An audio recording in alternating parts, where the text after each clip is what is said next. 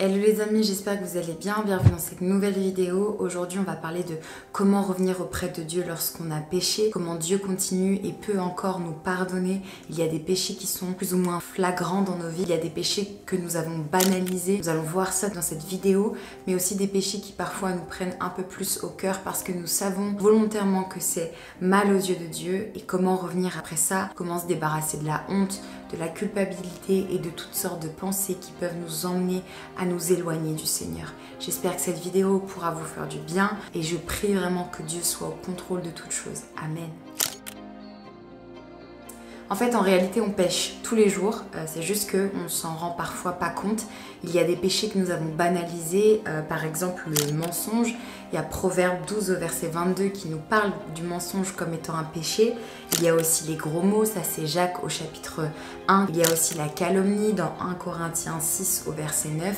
Et il y a beaucoup d'autres péchés que nous avons entre guillemets banalisés, comme s'il y avait des petits péchés ou des grands péchés. Je le dis souvent, il n'y a pas de plus grand péché que d'autres. Il y a un seul péché qui est impardonnable, c'est le blasphème contre le Saint-Esprit. Et pour ça, il faut connaître le Saint-Esprit et renier Dieu lui-même, ce qui quand même nécessite une certaine connaissance. Il y a certains péchés qui nous poussent dans une culpabilité plus grande que d'autres et il y a certains péchés qui sont plus durs à combattre que d'autres. Ça, c'est une vérité certaine.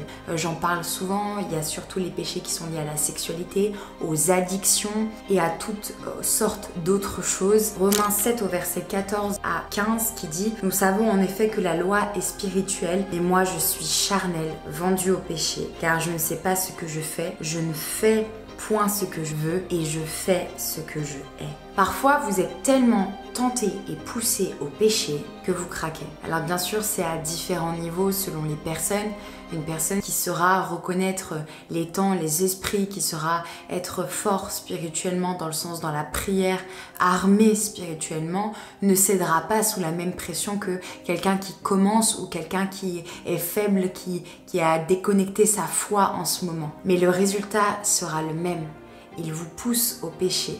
Lorsque vous êtes tenté et que vous avez eu un énorme combat dans vos pensées, oui, non, vas-y, vas-y pas, vas-y, vas-y pas. Il y a cet acte où vous passez au péché, donc là je parle notamment des addictions et de la sexualité, etc. Ce moment où vous avez péché et il y a cette lourde culpabilité et ces pensées qui viennent par la suite. Vous étiez dans une sorte de spirale, inondée de pensées et de mots dans votre tête qui vous disaient « Allez, vas-y, vas-y, ça va te faire du bien, allez, vas-y, t'en as besoin ». Toutes sortes de pensées qui essayaient de vous convaincre que c'était bien, que c'était pas si grave de pécher. Et le après est terrible. Vous avez la culpabilité, la condamnation sur vos épaules qui arrive. La tristesse pour vous-même, la tristesse d'avoir déçu peut-être Dieu, d'avoir péché contre Dieu. Et il y a une foule de mauvaises pensées dans votre tête. Vous commencez à être dur avec vous-même. Tu l'as bien cherché, tu l'as mérité. T'avais qu'à être plus prudent, plus prudente. C'est ta faute si t'en es là. De toute façon, pourquoi Dieu continuerait à te pardonner? Tu n'arrêtes pas de lui demander pardon et tu retombes. C'est ce genre de pensées qui viennent dans votre tête. Et c'est là où Dieu intervient. C'est dans ces moments-là, dans ces foules de pensées, que la main du Seigneur vient se poser sur votre tête pour vous dire « Ma fille, mon fils, ça va aller. »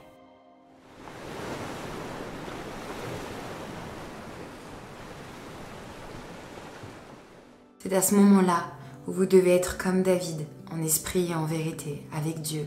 Et même avant, mais si vous êtes tombé dans le péché, il est précisément là le moment où vous devez dire « Oui Seigneur, j'ai péché contre toi. Oui Seigneur, j'ai fait quelque chose qui n'est pas bien à tes yeux. Oui Seigneur, ça risque de t'affecter et d'affecter notre relation. » Et il y a ce merveilleux psaume qui vient et qui réconforte nos âmes accablées.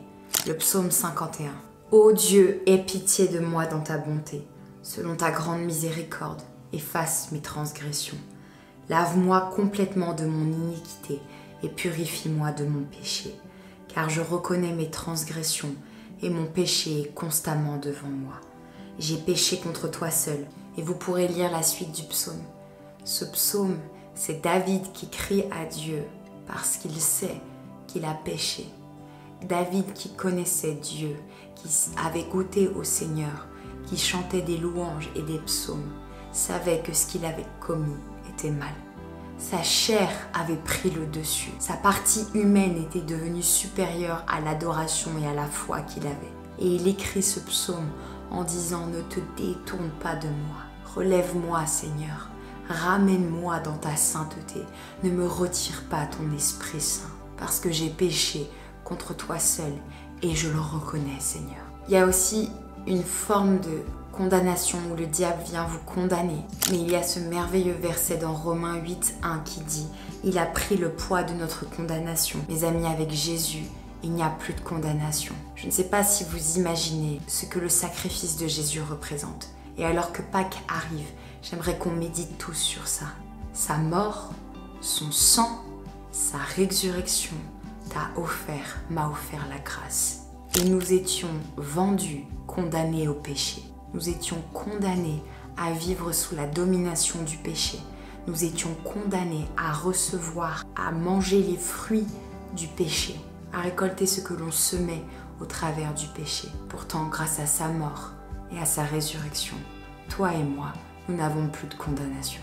Avec lui, nous devenons plus forts. Avec lui, une vie est possible. Avec lui, la grâce de Dieu surabonde. Là où le péché abonde, la grâce surabonde. Parfois, on sait que là où on va, c'est mal. On sait que c'est contraire à ce que Dieu veut. On le sait, mais notre chair est tellement affligée, nous sommes tellement tentés que nous n'arrivons pas à succomber, à résister au péché. Alors, on devient comme Adam et Ève et on se cache auprès de Dieu parce que la honte nous entoure. Aujourd'hui, je suis tombée, mais la Bible dit 7 fois le juste tombe, 7 fois il se relève. Ma vidéo ne justifie pas le péché, mais elle parle de la grâce de Dieu face au péché. Dieu ne veut pas que nous vivions dans une vie de péché, mais ça arrive de retomber. 7 fois le juste tombe, 7 fois il se relève. Dieu ne veut pas d'enfants parfaits. Il sait que sans lui, nous ne pouvons pas être parfaits. C'est seulement en nous appuyant sur lui, en nous appuyant sur sa grâce, que nous pouvons tendre à cette perfection. Et c'est là où prend le sens profond de ce verset. Car Dieu a tant aimé le monde. Dieu a tant aimé les pécheurs. Dieu a tant aimé les malheureux. Dieu a tant aimé les gens comme vous et moi. Il a donné son Fils unique au monde. Il l'a donné. Il n'a rien demandé en retour. Il l'a donné. Pourquoi ? Pour qu'on croie en lui, pour qu'on ait la vie éternelle, pour qu'on soit racheté de nos fautes, pardonné de nos péchés. Parce que le péché, c'est une séparation entre toi et Dieu. Aujourd'hui, le médiateur entre Dieu et les hommes, c'est Jésus-Christ. Jésus a été tenté dans le désert. Jésus a expérimenté ce qu'on a expérimenté. Jésus a eu des phases difficiles où il était sûrement tenté de faire sa propre volonté. Il a compris et vu les émotions que les hommes ressentaient. Il est le médiateur entre nous et le Père parce qu'il sait ce que nous ressentons. Il connaît nos combats. Il est le meilleur ami, le meilleur allié qu'on puisse avoir sur terre et dans les cieux. Le temps est parfois long pour te débarrasser de quelque chose. La route n'est pas toujours lisse et cette chose sera peut-être toujours un danger pour toi. Mais il est temps que dans ta vie, tu fasses sortir toutes sortes de péchés, ce que tu considères petit comme grand. Il est temps que tu t'efforces de toute ton âme à t'appuyer sur le Seigneur parce qu'avec tes propres forces, tu n'arriveras à rien, mais avec celle du Seigneur, tout est possible.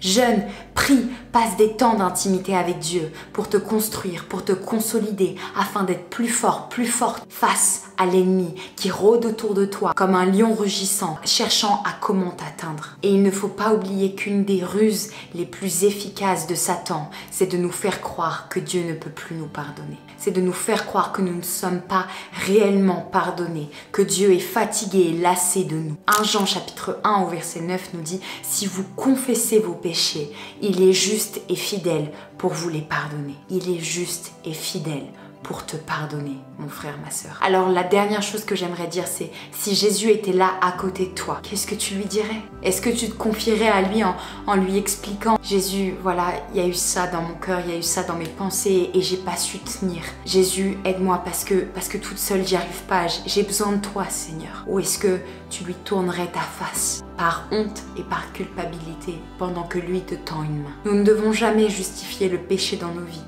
mais nous ne devons jamais croire l'ennemi qui tente à nous culpabiliser et à nous rabaisser face à la grâce et au pardon de Dieu.